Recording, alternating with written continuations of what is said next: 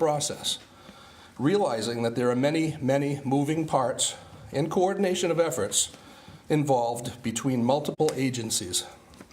We will attempt to provide as much information possible as this investigation proceeds forward. I would also like to acknowledge and thank the many businesses, restaurant owners, individuals who have provided meals and other essential items to support an investigation of this magnitude. Following this press conference, details will be shared regarding counseling locations, where somebody can make a donation if necessary or asked, and the hosting of several different vigils. On behalf of the hundreds of law enforcement officers who have descended upon our great city over the last 3 days, we want to extend our heartfelt support as well as our sympathies to the victims and families involved in this senseless tragedy. Thank you, and I'll turn it back over to Mike. Thank you, Chief. I appreciate that. So I guess for starters, I want to make sure that we always take a moment to acknowledge the victims, their families, and how this is negatively impacting the state of Maine, the city of Lewiston, and really our entire country. We know when these things occur around our country, we are all so incredibly focused on what happened, and then we try to get to the why. And there are certainly times when we can't quite figure out the why, because every one of these situations is so tragic, so outside of the norm, that it makes it difficult for community members of all types in all locations, East Coast, West Coast, it doesn't matter, to fathom how these kind of things can occur in the greatest country in the world. So we're going to continue to work towards that. And as a piece of this, I wanted to come in and really speak to the partnership that we are committed to have with you. And as we start to really flow into an operational period, we have more of a pattern to see what we're doing day in and day out. I'm going to commit to you to have a morning briefing every day at 10 o'clock right here in this location. As you can imagine, some of those briefings may be longer than others, but I want you to know that you're going to see us in the morning. And we're going to go over what happened overnight, and we're going to kind of talk about what the plan of the day is. And I'll speak to that plan of the day here in just a second. I would also say that we will certainly be considering afternoon briefings as well. If something new came up or something that we believe would be helpful for you to know and the communities to know, then we'll get back to you. Either way, you will receive a communication from our PIO, Shannon Moss, either saying we're going to have a briefing or we're not, so that you kind of have some idea what your day and your afternoon is going to look like as well. So I would also say that these daily briefings, as you can imagine, will be more operational in nature, that our families, our communities, our loved ones are always going to be in the forefront of our mind and certainly in our hearts. But we do want to talk to you about this is what we're going to do, this is what we did, because I know that's incredibly important to you. And then you're going to share that appropriately with your viewers, with your readers, and that's going to help everybody start that healing process as well. I know that information is power. You also know that there's going to be times that I won't be able to give you all the information that you need, or certainly that you want. And that won't be done because we're just not going to tell them. That's going to be done because from an operational standpoint or a tactical standpoint, there are safety concerns that I have for our first responders and that we all have for our community members. So please keep that in mind. I will go back to like a Q&A kind of a period. We want to allow that opportunity, and we're going to try to do the best we can. But if in my mind the math starts leading to, well, I'm going to get asked 10 questions and I can't answer 9 of them, then maybe that's counterproductive to a certain extent. So we're going to try to front load as much information as we can, again, with these particular sessions. So that is kind of the plan moving forward. And to speak to today's briefing in particular, I would tell you that the overnight hours, and we are on 24/7, and we will be until the suspect in this case, again, is brought to justice. So overnight, our officers, our investigators, and that's investigating, I say our, I'm talking about local, county, state, federal, all of our partners, been continuing to work 530 plus tips and leads that have come in from the general public. from a number of communities, a number of different relationships. And as you can imagine, those vary greatly depending on that individual's knowledge of what happened and what they want us to do about that. So we're continuing to check those things off the list as we go. We're also continuing to do searches at the two primary venues here, the one being Schmenge's Bar and Grill, and the second being the Spare Time Bowling Alley. I will tell you that it's going to be easy to think, well, what's taking them so long to work these scenes, right? And because everything we watch gets solved in an hour, and it's all taken care of. But in order for us to do our jobs, to be professional about what we do, be respectful of the victims and the families that we're working with, and the process within which we work, we have to take our time. We're going to be processing every square inch of these facilities.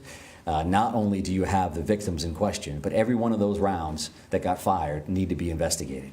Every one of those cartridges that lays on the ground needs to be collected. The vehicles that are in those parking lots, everything that we do around this, we need to be careful. We need to be professional, and that's what we're committed to do. So I would expect that we're still days away from completing those particular investigations, those particular crime scenes. So you'll continue to see us at those locations without question. And because of that, there are also affidavits, and affidavits are essentially the first step in a search warrant or an arrest warrant or whatever that looks like. So we're continuing to draft affidavits ultimately for search warrants around any kind of digital media that we're hoping to attain or investigate. That could be phones, that could be computers, that could be video from any location. So our officers, our investigators continue to work on that material.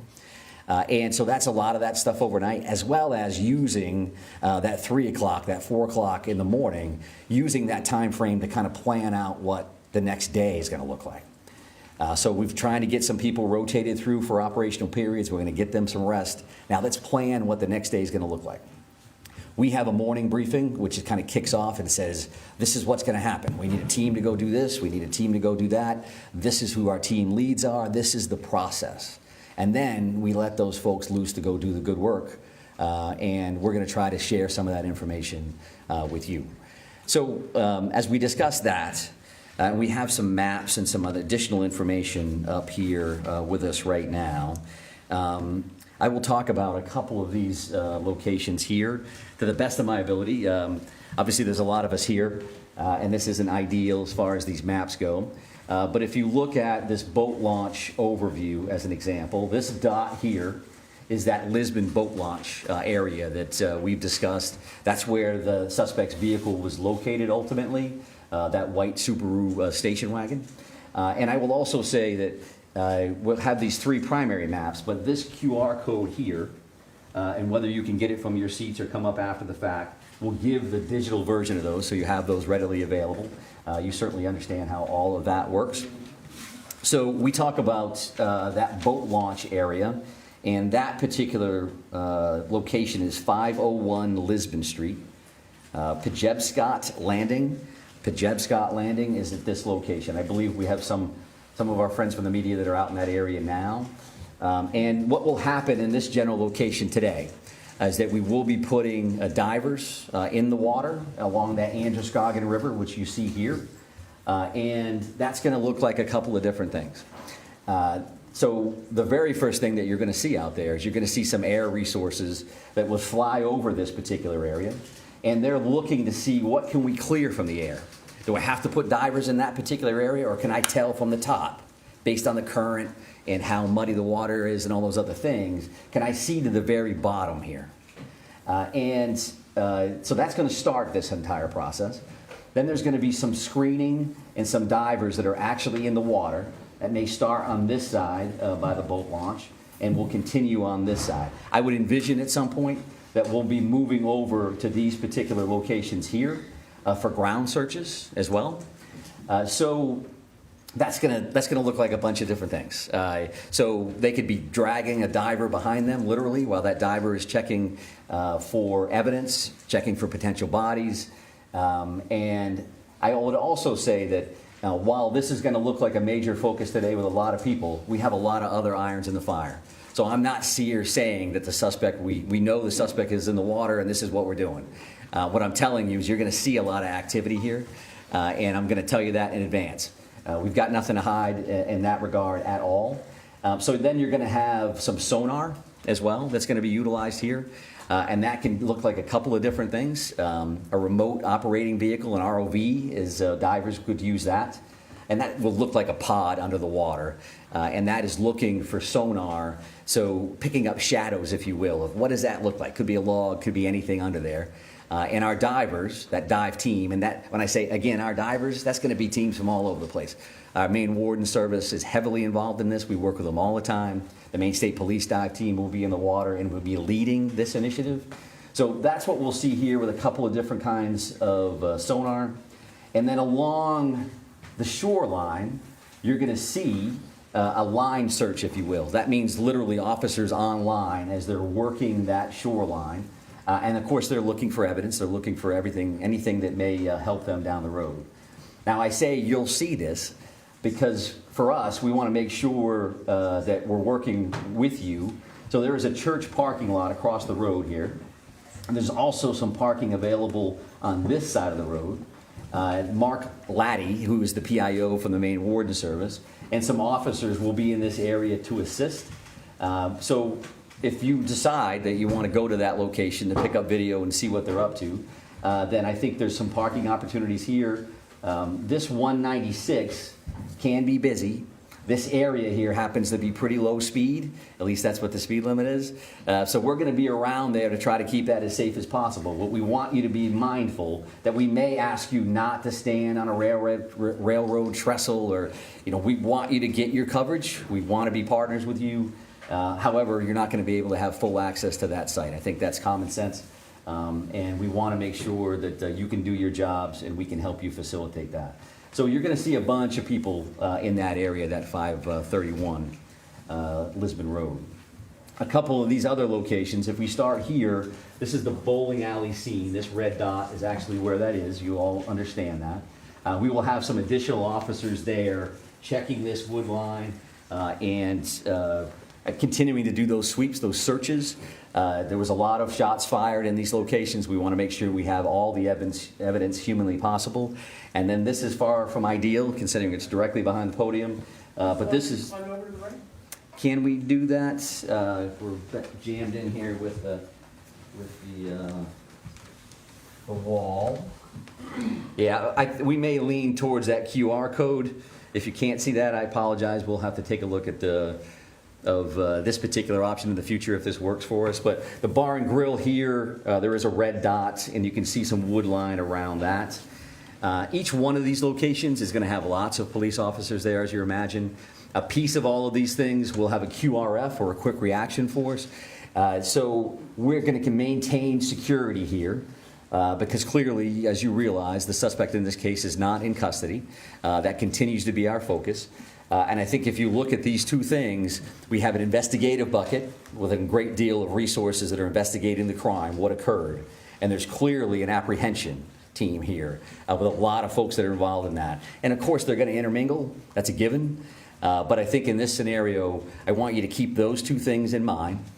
Because even though we're going to be active with this search and the investigative side, always in our mind, we're going to be looking for the suspect and making sure that the people that are involved in these various searches, to include yourselves, are safe.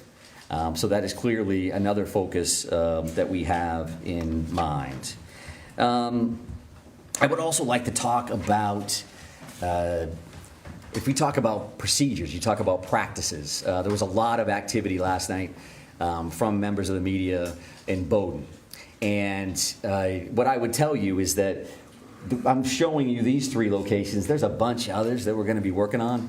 And that's not, so we don't have 50 maps up here. We're just going to be working on other locations. And that's not meant to be secretive. That's just to tell you that we're going to be all over the place. That's not saying that we know that the individual is in this house, or we know the individual is in that house, or they're in that swath of land, this acreage. That's not what we're doing. But we do look at all these situations as if the individual could be in there. And if that's the case, you'll see tactical teams at some point A lot of folks are just dressed in a more casual manner, or a BDU, or battle dress uniform, just because they're going to be out in the woods and they're going to be out crawling around. So that doesn't mean, just because we're making announcements on over a PA system, that the individual's in there and we have an armed standoff and there are police swarming. There's just a lot of resources that it takes to work these scenes, right? I mean, I think that part of it, again, is common sense. And we want to be as forthright as we can around that as well. We won't be able to say every time we're hitting a location, hey, we're going to be at this spot, and because it's just not practical. And it's not safe for a lot of folks. So if you hear announcements in PA systems, as an example, a piece of that is us just giving notification that, yes, in fact, we are the police. We are going to be knocking on this door. We would like you to come out if you're in there. Some of that is case law oriented. Some of that is best practice. And some of that's just standard operating procedures from our end. So keep that in mind. If you have a question, you can certainly reach out to Shannon Moss. Many of you have, and if we can answer it, we will. It may not be immediate, but we're going to do the best we can to do that. And I think we'll be better at that, again, as we kind of get into this flow. Now we know what we're working with. It's starting to settle in as much as a tragedy like this can. And again, we want to be good partners with you across the board. So let me just take a look to make sure I've covered everything that I wanted to cover.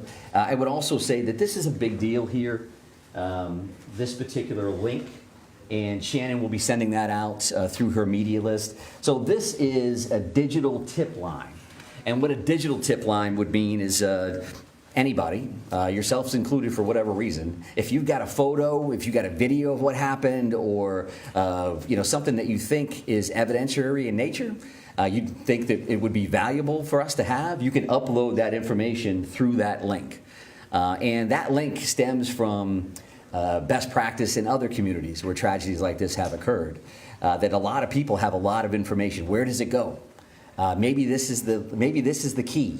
I don't think they know that. Or they probably do know that. 75 other people sent it to them. Send it to us anyway. And we want to see that information. So that's pictures, that's video, that's any of that kind of material to that particular link. And again, the QR code is something that we already talked about from a mapping perspective.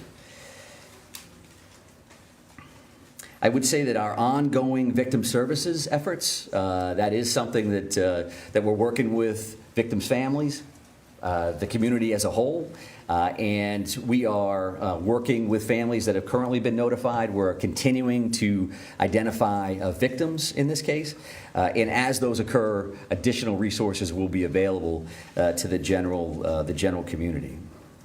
I would say, again, as a little bit of a reminder, some searches you may see, well, why does that search have an armored vehicle involved, and then they're walking along the river shoulder to shoulder. Some of those are going to be tactical ground searches versus just a kind of standard line search or grid search. The Maine Warden Service do this stuff all the time. They're incredible, searching for people, and incredibly valuable for us as it kind of expands out to evidence in many of these circumstances. We do clearly continue to have air assets, whether that's helicopters or planes. Just because they're involved, again, as we mentioned here, right, that's going to be an overview. They're just flying over that site. They may be hovered someplace else. Is that because we found the suspect? That's not a guarantee that that's the case at all. I would also tell you probably new information.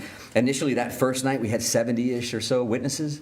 The FBI has been incredibly helpful with things that may sound as simple as you got to transcribe 70-plus witness statements.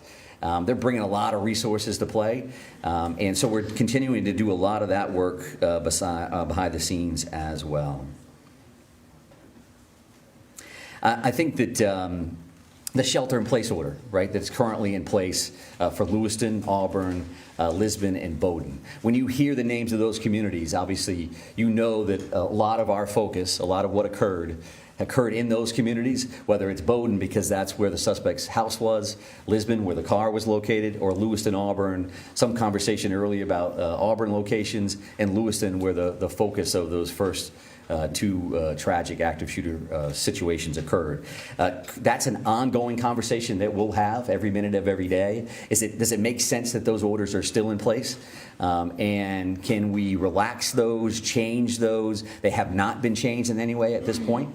But we realize that we want to keep our community safe. So that's the forefront of our minds. But we know that a shelter-in-place order in general, similar to orders around COVID, can have some negative impacts on families and going to school and businesses and all those other things.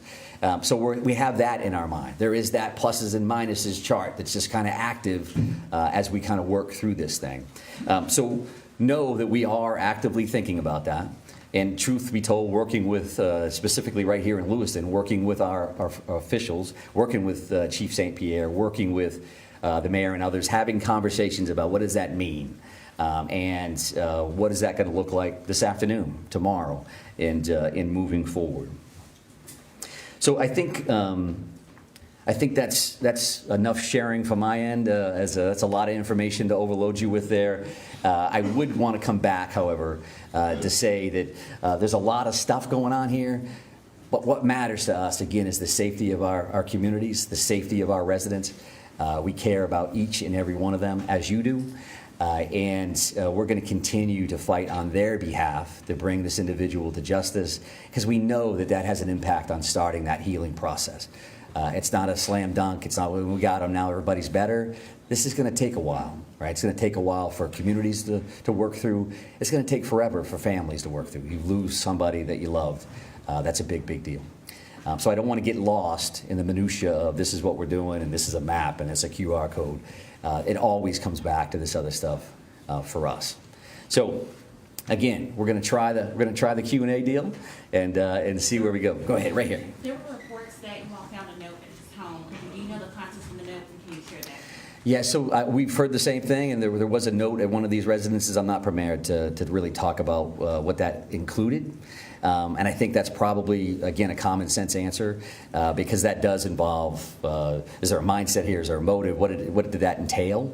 So we'll definitely continue to work on that, and when we can release it, we certainly will. Sir. Right here, sir. Commissioner, so in reference specifically to what's behind you and what's going on at the river, is there any information that you have that's leading you in the direction that he may have killed himself and his body is in there, or is it just one of the possibilities? Well, I think one of the possibilities is key, right? Because clearly we don't have him located at this point. We don't have him in custody. So all of those options are on the table. We certainly don't want to wait too long, because the river is a big piece of this. The car was located there. Evidence is located in the vehicle or right there along the shores of the Androscoggin River. So that's stuff that we want to make sure that we're checking, and we're using the resources that we have available. We're using the expertise that we have available with the dive team and all our partners to make sure we're checking that. At the same time, right, we're checking all these other things. We're working through the crime lab on this other information. So all of those things are occurring at the same time. I would also state, and I want to make sure that I say this because they've been very, very helpful, the Brookfield Power Company owns 2 dams, operates 2 dams in this area. And they've been very cooperative. You know, they live it every day. So as an example, one of the things that we're doing, the river currently runs at like 8,500 cubic square feet per second. And when they tighten the dam tools down, they actually lower that down to like 5,500 cubic feet, right? Does that mean anything to you? What it means to us is that that current, if we can slow that current down, we can lower the amount of water in the river. It's certainly easier for us to work. It's easier for our divers to see in clearer water than muddier water. If it's a foot lower than it was before, it's easier for us to work. And there's different searches, obviously, but unfortunately, people lose their lives in bodies of water on a regular basis. So this is something that we're trying to dial it in. But yes, sir, right here. Yep. Deer hunting starts tomorrow. Yeah, it sure does, yep. Yeah. Can you address that? Yeah, sure. So I've had conversations with Commissioner Camuso, Inland Fisheries and Wildlife. Judy's great. We are having those conversations. I would expect to hear more about that later in the day. It's a big deal in Maine. It may not be a big deal for a lot of people from other communities, but we know what that's going to look like. We also know we're in the woods You know, if you're just happen to be in the woods, minding your own business, going for a walk, that's going to make us a little concerned, right? So it's definitely a good question and something that we're actively working on. Right here, sir. You talk about this tremendous amount of assets here Yeah. and the search for him. Can you talk about the pressure you guys are feeling to find him, to give this community some sense of answers as this enters its third day? Yeah, sure. I think, you know, pressure is one way to put it. I mean, we're concerned about the victims, their families, and our communities. I'm concerned every day, 24/7, 365, at this point for 30 years. That's why I got into this business. We do want to help people. We do want to make them safe. Making them safe and making them feel safe may not necessarily be the same thing either, right? Because I think our law enforcement partners, our first responders around the state, everybody is dialed in. They do that all day, every day. This is clearly a completely different animal. So for us, we want to make sure that we bring this individual to custody, but we got to do it right. We got to do it the safe way. Don't want to see anybody else get hurt, certainly our people and our community members. So we want to make sure that we do that right. We're not going to be rushed, but we're running right on that level, that we're going to work as hard as we can, as fast as we can, with as many resources as we can to try to bring some kind of closure here. So right here, ma'am. Right here, ma'am. We understand that the family is being cooperative. What are they telling you? Oh, I think whether you see the 530 tips and leads overall, I think we're seeing a lot of cooperation across the board. I'm not going to speak to anybody in particular, but I think there's a lot of cooperation. There's a lot of compassion here. There's empathy that people understand what happened here, not only to the victims, but again to the state and to our country. So people are coming forward. They are participating in the process, and that's just the nature of the beast. But I'm not sure I answered it. So go ahead and follow up. I'm so sorry. That's okay. Specifically, the family of the suspect. We understand Yeah. they are cooperating. What are they telling you, and how are they helping you in the investigation? Yeah, so I won't speak, again, specifically to what anybody said one way or the other, but we do appreciate everybody's cooperation because we know that this is difficult for everybody. No matter how you could be the neighbor of somebody. This is tough for people to digest and understand and to try to work through. So that's a good right here, sir. Right here. Thank you very much, sir. Yep. Specifically warning, forget about information. Families told multiple news outlets there were warnings provided to law enforcement. Which agencies received those warnings, and did you think at any point that it might warrant the yellow flag pursuit? Well, I'm heavily involved in the yellow flag conversation overall, but the reality for today is I'm not going to talk specifically about who knew what and when. We're still actively involved in a very dynamic situation here, and we're focused on an individual that currently has 8 warrants out for murder. We're trying to figure that part out, trying to bring him into justice, as well as investigate this crime. There will be a time Can you when confirm the warning, though? Can you confirm warnings were issued? I cannot confirm that one. So, Yesterday, Sir, right here, you- Yesterday, the Senator Collins said that the yellow flag law should have been enforced in this situation. So as you stand here today, what is your response to that? And also, as you stand here today, was law enforcement notified of the threats that he was making, of his condition? Were they aware of it, and what steps were taken to investigate that? Yeah, I appreciate the question, and Senator Collins is great. We have a great federal delegation that works incredibly hard on behalf of the state of Maine. I don't know exactly what the good senator said. I respect her a great deal, so I won't answer to any comments that she made. If that's her perspective, based on what she knows through the general public or otherwise, then that's fine. She certainly has the right to do that.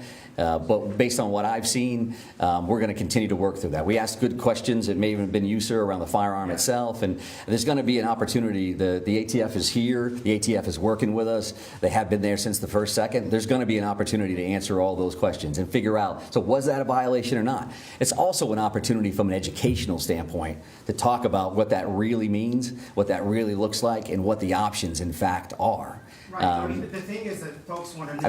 I'm going to go over here, though, sir, so I appreciate the follow-up and the initial question. You. Talk about timeline yesterday, 911 calls. Do you have the time, precise times that police arrived on the scene?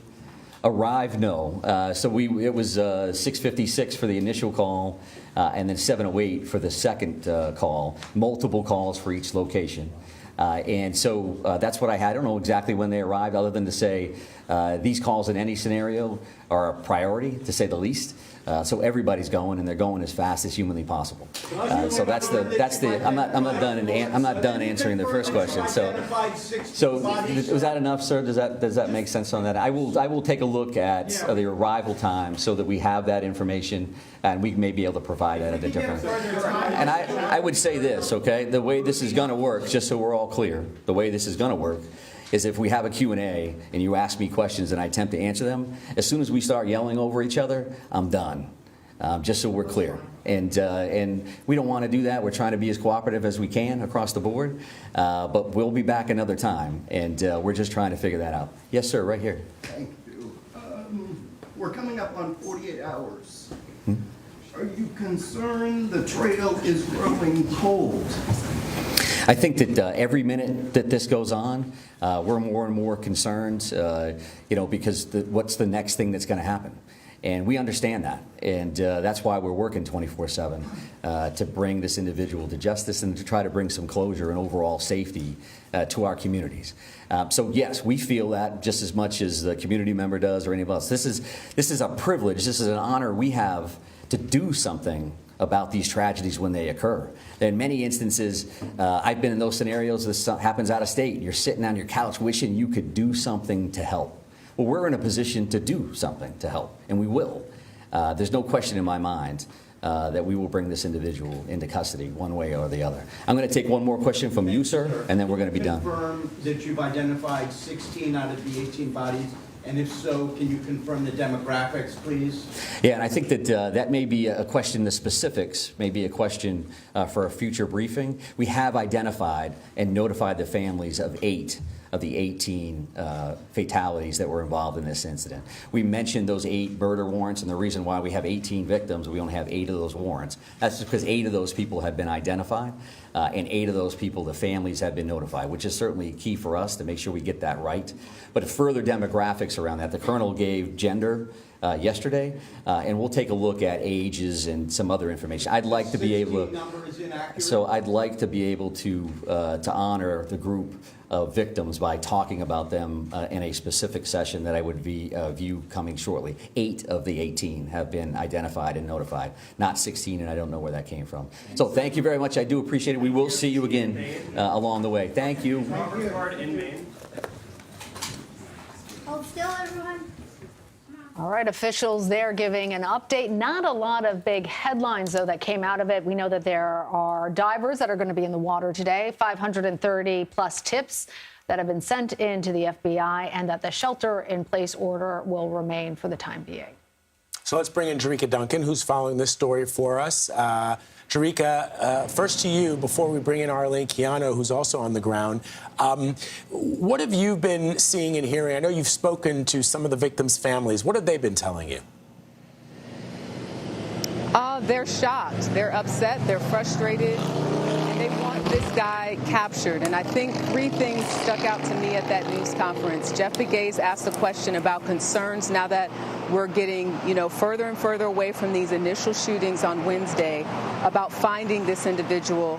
And you heard the public safety director say that there is no question that we will find this individual. Another thing that I thought was interesting is when they mentioned that they are continuing at this hour to identify victims. A reporter asked, is it true that you all have 16 families that you have reached out to and confirmed?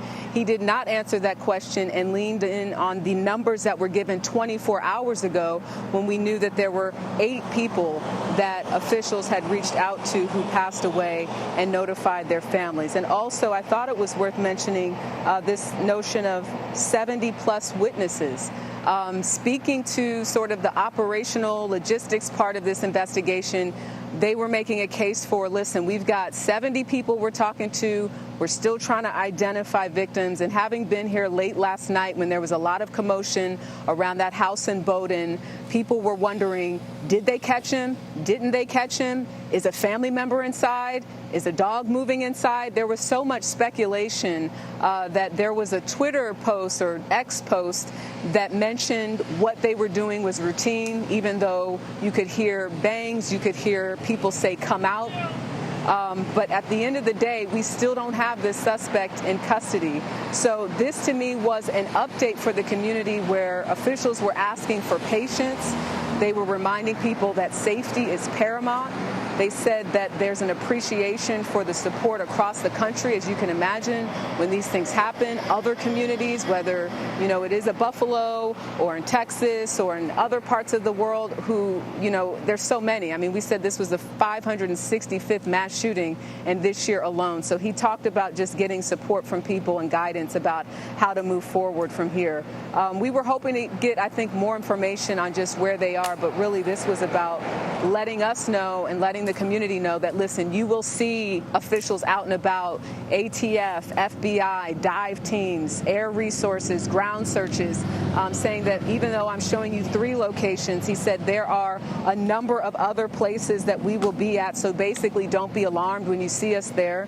He said, quote, we have a lot of irons in the fire. So an update, but again, people right now, even at the hotel that I'm staying at, last night when I got in, the folks working there had the televisions on and saying, oh my God, I think they found him, and that's just not the case. They are very much still in the throes of an investigation where they have to sift through a lot of information, but the idea too that out of 18 people, they're still saying that they've only identified 8. They clearly do have a lot of work that still has to be done, and they're just trying to make sense of it and also let the community know that they are doing their best with all of the multiple agencies. They mentioned that too, just asking for the patience, they said, due to the multiple agencies that are here. And you have to keep in mind, I mean, this is a small town, right? Less than 40,000 people. So now you have, state police, FBI, ATF, all of these folks trying to make sure that they're communicating in a way that the information isn't getting out and disinformation isn't getting out. So I would imagine that's difficult. And again, even though we see that these things happen every day, it doesn't happen here every day. Yeah. And as you said, Jerika, this press conference seemed to be more about managing expectations for everybody who's tuning into this rather than providing a lot of updates. He said everything that we watch on TV gets solved in an hour. Right. And so all of us start to think about it that way. Jerika Duncan, thank you.